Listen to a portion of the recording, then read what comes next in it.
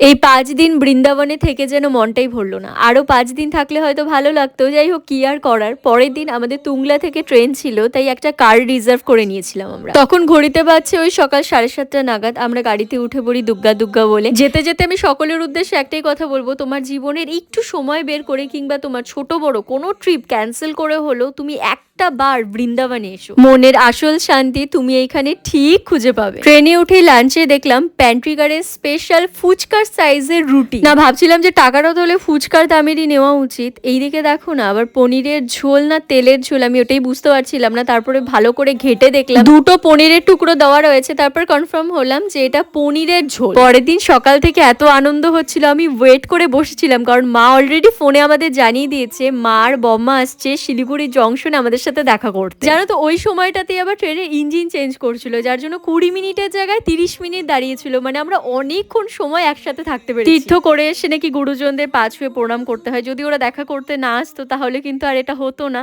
যাই হোক ভাগ্যক্রমে এটা আমি পেয়েছি। আর একটা দারুণ সুখবর তোমাদেরকে দেবো, বৃন্দাবন থেকেও এলাম আর আমার হাতে আমাদের সেকেন্ড প্লে বাটন চলে এসছে। আমি ভীষণ এক্সাইটেড ছিলাম যেটা আমি কবে হাতে পাবো। এসছে তো ১৫ দিন আগে। অ্যাকচুয়ালি এটা এসছে আমার বাবার বাড়ির অ্যাড্রেসে। এটা হলো আমার আরেকটা বড় প্রাপ্তি। আমি এটার জন্য অনেক পরিশ্রম করেছিলাম, যখন থেকে রিয়েলাইজ করছি যে না আমাকে আরেকটা প্লে বাটন আনতেই হবে। মা বাবা আসার সময় হাতে করে ফল চিপস বিস্কিট এগুলো নিয়ে এসেছিল, তো ওগুলোই খুলে খুলে দেখছিলাম। এই পাঞ্জাবি বাচ্চাটা না আমাদের পাশের কামরাতে ছিল, আর ওর বাবা বাচ্চাটাকে নিয়ে যতবার যাতায়াত করছে বাচ্চাটা আমাকে দেখে আর ওকে দেখে স্মাইল করছিল। লাস্টে আমরা না পেরে ওকে আদর করতে বাধ্য হই। ও এত কিউট দেখতে, কি জানি ও আমার মুখে কি দেখছে, ও আমাকেই দেখে যাচ্ছে, আমার মুখ ধরার চেষ্টা করছিল বারবার।